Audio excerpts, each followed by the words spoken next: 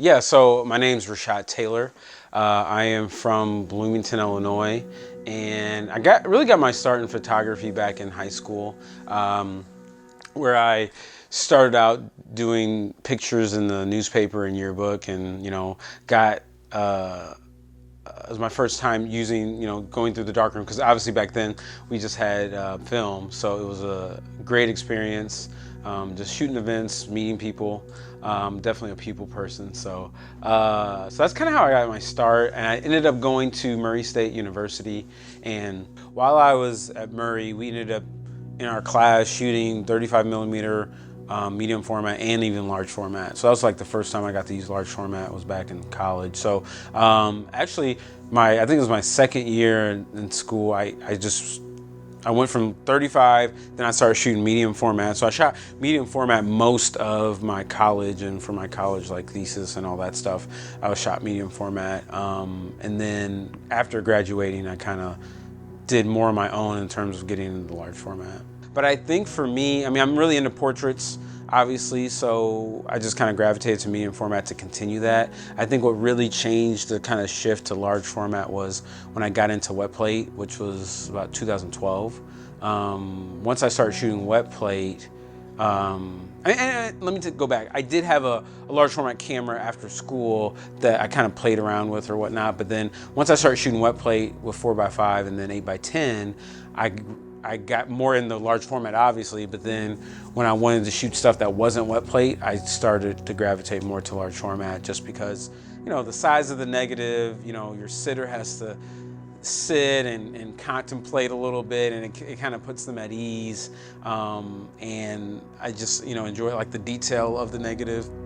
I guess it lends its way to more construction when I photograph, because I want to construct a photo and put different things in it and think through that. So I think the larger format helps me.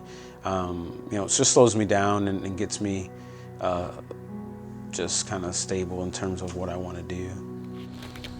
Oh, the baby to put on there. Well, maybe it's 6. Yeah, that's his head. I did get it for a kid. Well, yeah, it's a kid. Yeah, there you go. It's a little different. All right. Slow down, don't fall.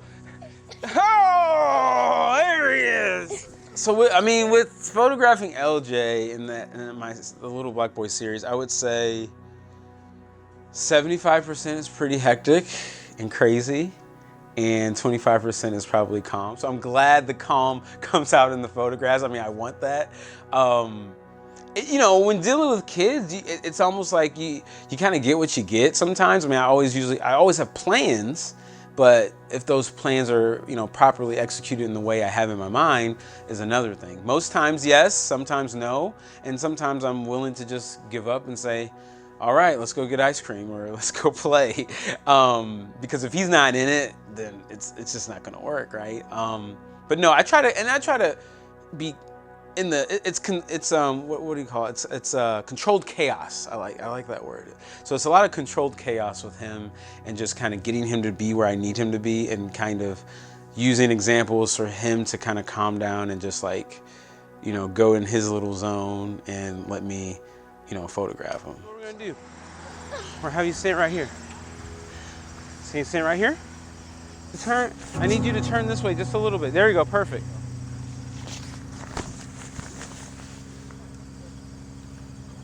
I need him to angle a little bit more. Can you just move his shoulders towards shoulders?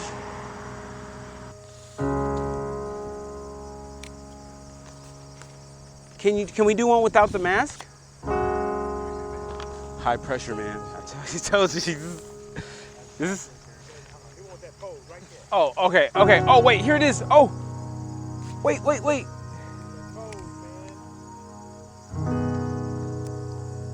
Got it. Let's do one more. I got it already. No, that's a great question. So I would say it's a little bit of both. It's one part, documentary and, historical, right? Because I'm really into like family histories, and you look at, family albums. I go through, we have a ton of family albums at my parents' house, and I go through them. So I think a lot of that, some of it's capturing just the moments and making sure I document that.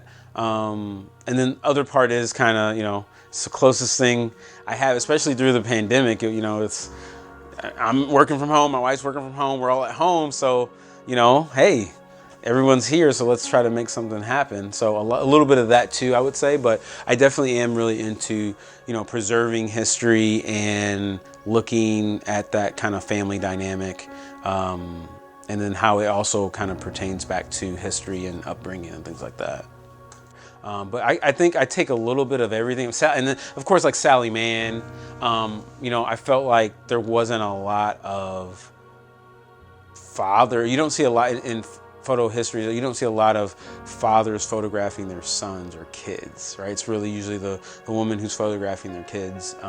So there's not, and also going to the other point of just photographing, Black family life in America. Like, there's not a ton of that out there either. So, I think what I'm trying to do is just use inspiration from those folks and then kind of make it my own in terms of a new, just a little niche of what we just don't see out there a lot. So, so I guess the short of it is I get inspiration from a lot of places, but ultimately I think I'm just trying to kind of tell a story and then also tell my story and my son's story. And hopefully, that resonates with other people that are viewing it, because it's not just, it's my family history and it's about him, but I think a lot of people can connect to it, just where we're at as a country and world. And then also just, a lot of people have families and kids, right?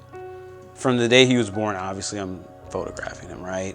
I think it started to turn, so I usually just photograph him, had a Leica, and just followed him around, making pictures that every dad makes, But I don't know, right when he was, I guess, around 4, I started shooting more with a medium format, and I think I made a picture. I think it's on my website. I made it. I think I ended up calling it Superman, and we were just hanging around in the house, and he was running around like, "Hey, I'm Superman, Daddy." I'm like, "Oh, that's great." I'm like, "Oh, well, let me get an image of that," and then I made an image of him laying on the ground.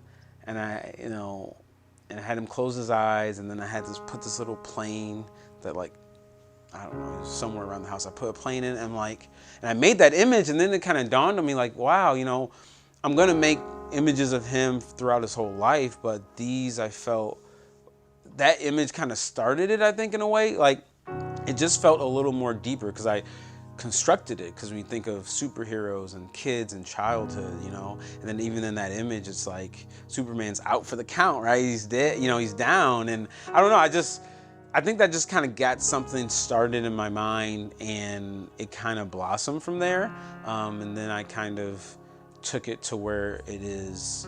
Because I guess that was kind of quote unquote the start in a way of the series, and then I kind of developed it from there. Just look straight in the camera. Relax. Okay.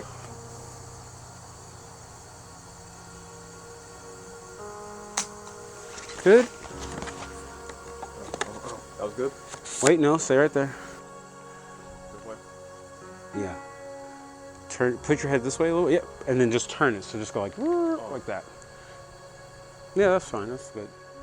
Perfect. Yeah, I think the meaning from my standpoint, it's never really changed. I think it definitely now it's obviously more upfront and part of the conversation, obviously, right? With the climate that we're in. So I think my intent and initial starting of the series was documenting my son and his boyhood and my fatherhood and navigating this in what we go through, right, as a Black family, right? So I think that was ultimately the intent, and I think now it's just kind of, just a heightened awareness of what we already knew and been going through, but now it's just more attention, and that's good, obviously. At the end of the day, I think the more attention to it is a good thing.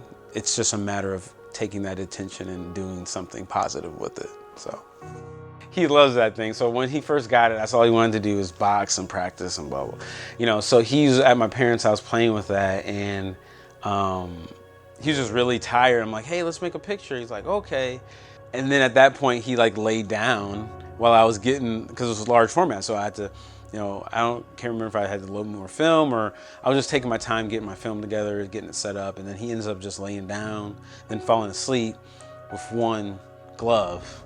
I mean, he was just dead asleep, so I just shot it, and I titled it with Tired of Fighting. And I think I love that title because it's like, I feel like it's a lot of duality with the moment, a kid, he's played all day, he's tired, he's tuckered out, he's, out. And then at the same time, he's got, the one boxing glove on, and it's really just a microcosm of kind of what what we go through, right? It's like Black people have been fighting for so long, and it's just like have these moments. I mean, I know I do myself. It's just like I just get tired, man. It's just like you go through these things, you see it on the news, and it's like you go out, you protest, you vote, you have to do all these things, and when you see things not changing, or at least as fast as you want, you just get discouraged and tired. So I don't know. In that image, I really felt that is just the weight, of everything, For him in the moment, it's just being a kid being tired. But for me, it's just like the weight of the world of being a Black man. It's just tiring and exhausting so much of the time.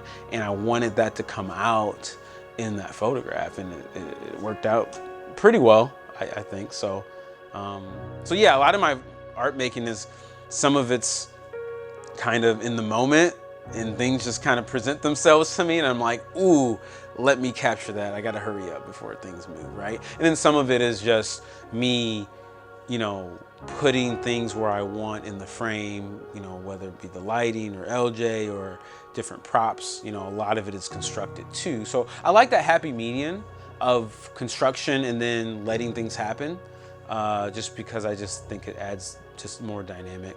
It's just a dynamic feel to the work. LJ and his mom, my wife. So actually, I think I shot that medium format, and they didn't. I can't remember. That was definitely not planned. But I mean, living with a 4-year-old, 5-year-old now, I mean, you just never know what you're gonna get. Like, you get tears one minute and you get happy laughing the other minute, right? So I think something had happened, and he always goes to his mother. He doesn't come to me, so.